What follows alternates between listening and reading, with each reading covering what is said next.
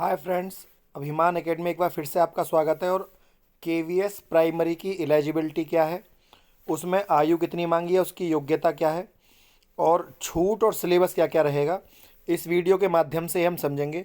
तो जो भी अभ्यर्थी केवीएस प्राइमरी के लिए अप्लाई कर रहा हो, उसको उसका सिलेबस पता होना चाहिए और उसकी योग्यता पता होना चाहिए। कहीं ऐसा ना हो आपका फॉर्म आप भरें और फिर रिजेक्ट हो जाए और आप तैयारी करें। तो पहले आप उसकी संपूर्ण जानकारी एक वीडियो के माध्यम से ले लें। देखिए, सबसे पहले हम बात करते हैं केवीएस प्राइमरी की। ये मैंने आपको अलग से जो है वही चीज़ें ले रखी हैं जो वहाँ पर उनकी केंद्रीय विद्यालय की साइट पर दिया हुआ है। ठीक है ना। तो सबसे पहले आपको बता दूं कि 180 रिटन टेस्ट जो होगा वो 180 क्वेश्चन का होगा और 1 नंबर का एक क्वेश्चन यहाँ पर आपको रहने वाला है। ठीक है। अच्छा, फिर उसमें 10 नंबर की तो आपकी हिंदी आएगी, जैसा कि आप देख सकते हैं यहाँ पर लिखा हुआ है, और 10 नंबर की आपकी इंग्लिश रहेगी। इसको बोलते हैं प्रोफिशिएंसी इन लैंग्वेज।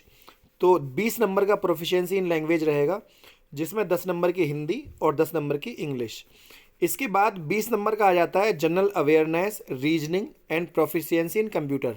मतलब आपको जनरल अवेयरनेस, रीजनिंग और कंप्यूटर आएगा 20 नंबर का, जिसमें 10 नंबर का आपको रहेगा जनरल अवेयरनेस और इसके अलावा 5 नंबर की रीजनिंग और 5 नंबर का कंप्यूटर। तो जनरल अवेयरनेस में कुछ क्वेश्चन वो भी आते हैं कि भारत का प्रथम क्या है, विश्व का प्रथम क्या है। ये जनरल अवेयरनेस है, प्लस करंट अफेयर आप जानते ही हैं, तो दोनों ही 10 नंबर में हैं, 5-5 नंबर के। तो ये 20 नंबर का आपका ये पूरा मैटर हो गया। इसके अलावा जो थर्ड पोर्शन है वो 60 नंबर का है, और 60 नंबर में आपको क्या है कि अंडरस्टैंडिंग द लर्नर्स। ठीक है। तो ये एक तरह से चाइल्ड डेवलपमेंट का ही एक टॉपिक होता है। जिन अभ्यर्थियों ने बीएड की हुई है उनको पता होगा कि understanding the learners, understanding teaching learning या creating conducive learning environment, school organization leadership, perspective in education.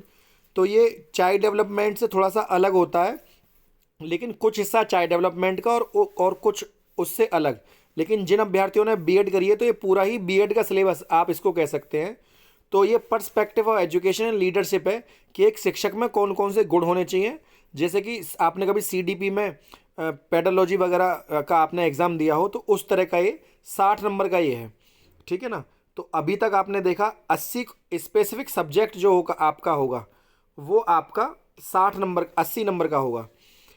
तो यहाँ पर फोर्थ पार्ट जो है वो स्पेसिफिक इस जो आपका सब्जेक्ट है उसका सिलेबस हो गया 80 नंबर का। अब इसके अलावा प्रोफिशिएंसी कंप्लीट जो टेस्ट है आपका, उसमें 60 नंबर का इंटरव्यू होगा, जिसमें 30 नंबर की तो डेमो क्लास होगी और 30 नंबर का इंटरव्यू। तो यदि मैं इन सबको काउंट कर दूं, देखिए आप एक बार और समझ लीजिए। 20 नंबर का तो आपका हो गया हिंदी इंग्लिश, 20 नंबर का हो गया आपका जीएस रीजनिंग कंप्यूटर, तो 20-20-40। 60 नंबर का हो गया आपका सीडीपी या चाइल्ड डेवलपमेंट कह लो इसको। ठीक है। तो 20-20-40-60-100, और 80 नंबर का आपका जो भी सब्जेक्ट है, जिस सब्जेक्ट से आप अप्लाई कर रहे हैं वो आपका सब्जेक्ट हो गया 80 नंबर का। तो 180 नंबर तो हो गए आपके ये, प्लस 60 मार्क्स का आपका जब आपका रिजल्ट आ जाएगा तो आपको इंटरव्यू के लिए कॉल करी जाएगी, जिसमें आपका 30 नंबर की डेमो क्लास होगी और 30 नंबर का आपका इंटरव्यू होगा। तो 60 नंबर ये हो गए, कुल मिलाकर 180 नंबर का एग्ज़ाम हो गया और 60 नंबर का ये हो गया। इसमें अच्छा, ये जो डेमो क्लास होती है इसमें 15 नंबर का तो देखिए नीचे लिखा हुआ है the weightage of written test and professional competency, demo teaching 15 number और इंटरव्यू 15 नंबर। तो 70-30 का रेशो रहने वाला है। मतलब जो आपका इंटरव्यू का 30 और जो आपका रिटन टेस्ट होगा उसका 70, इस रेशो के हिसाब से आपकी लिस्ट लगाई जाएगी और उसके बाद आपको जो है यहाँ पर ज्वाइनिंग दी जाएगी। अच्छा, जो फर्स्ट पार्ट है उसमें भी आपको बता दें इंग्लिश में क्या क्या आने वाला है। एक कॉम्प्रिहेंशन पैसेज आएगा और वर्ड मीनिंग आएंगे, ग्रामर थोड़ा सा, और उसके यूज़ आएंगे। मतलब कुल मिलाकर पूरी यहाँ पर इंग्लिश इन्होंने रख दी, इसमें पार्ट्स ऑफ स्पीच वगैरह सब आ जाते हैं, क्योंकि ग्रामर लिख रखा है तो सभी आ गया। हिंदी में पठन कौशल, शब्द सामर्थ्य और आपका व्याकरण और प्रत्युक्ति। दोबारा बोल देता हूँ, हिंदी में पठन कौशल, शब्द सामर्थ्य, व्याकरण, प्रत्युक्ति, मतलब पूरी हिंदी आ गई यहाँ पर। जनरल अवेयरनेस में आपने देखा होगा, general awareness, current affair, reasoning, और इसका भी पूरा सिलेबस यहाँ पर दिया हुआ है। तो पूरी रीजनिंग में पूरा खोल कर नहीं बताया कि रीजनिंग में क्या क्या टॉपिक आएंगे, लेकिन पूरी रीजनिंग, कंप्यूटर और जनरल अवेयरनेस आप जानते ही हैं काफ़ी बड़ा होता है। इसके अलावा जो आप हम उसको जिसको हम चाइल्ड डेवलपमेंट कर रहे थे, वो चाइल्ड डेवलपमेंट में concept of growth, maturation and development, principle and debates, development takes the challenges, मतलब जो भी एक शिक्षक के गुण हैं और शिक्षक को जिन चीज़ों की आवश्यकता है, तो ये पूरा यहाँ पर सिलेबस इसमें दिया हुआ है। इसके अलावा देखिए, इंग्लिश में मैंने आपको पहले ही बता दिया कि इंग्लिश में क्या क्या चीज़ें आने वाली हैं, ठीक है। और इसको, हाँ, ये टॉपिक रह गया आपका चाइल्ड डेवलपमेंट वाला, स्कूल ऑर्गेनाइजेशन एंड लीडरशिप। तो इसमें भी आपका सिलेबस आने वाला है। लीडरशिप में reflective perspective, team builder initiative, जैसा inclusive growth, inclusive education, improve teaching. तो ये सब चीज़ें आपने टॉपिक पहले ही पढ़े होंगे। और देखिए, नेशनल एजुकेशन पॉलिसी 2020 ये यहाँ पर दी हुई है, तो ये आप पढ़कर जाएँ, इससे काफ़ी सवाल आने वाले हैं, है ना। तो एन ई पी 2020 का मतलब है नेशनल एजुकेशन पॉलिसी 2020 के बारे में यहाँ पर आपसे क्वेश्चन पूछे जाएंगे। इसके अलावा स्कूल ऑर्गेनाइजेशन के बारे में मैंने आपको बता दिया, और इसमें भी national education policy, school curriculum, principle, perspective, learning, knowledge, curricular area. देखिए यहाँ पर सब कुछ दिया हुआ है, आप पढ़ सकते हैं इसको।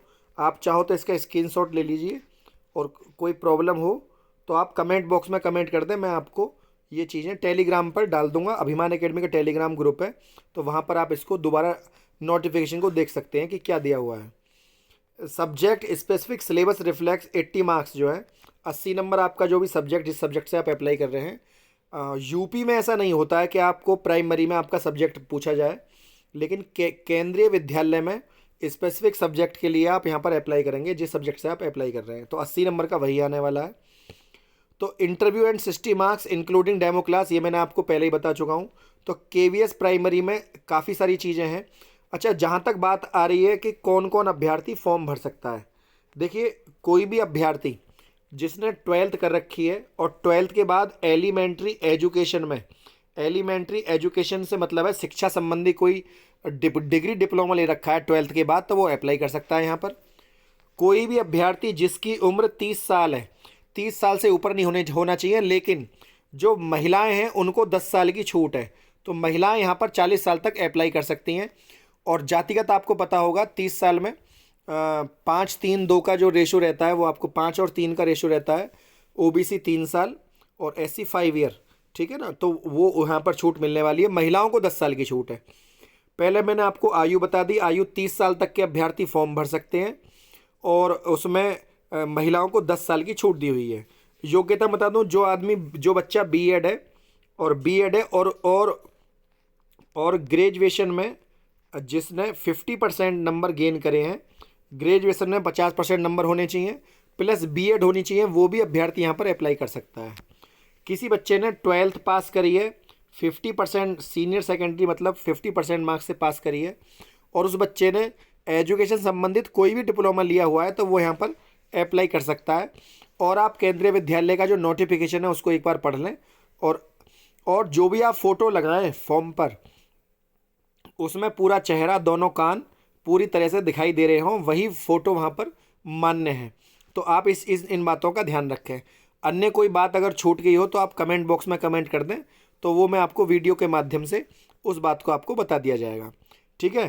तो फ्रेंड, आज के लिए इतना ही। वीडियो यदि आपको अच्छी लगी हो या केंद्रीय विद्यालय संबंधित कोई भी जानकारी आपको आगे भी लेनी हो, तो चैनल को सब्सक्राइब, वीडियो को लाइक शेयर करना ना भूलें। आज के लिए इतना ही। जय हिंद, जय भारत।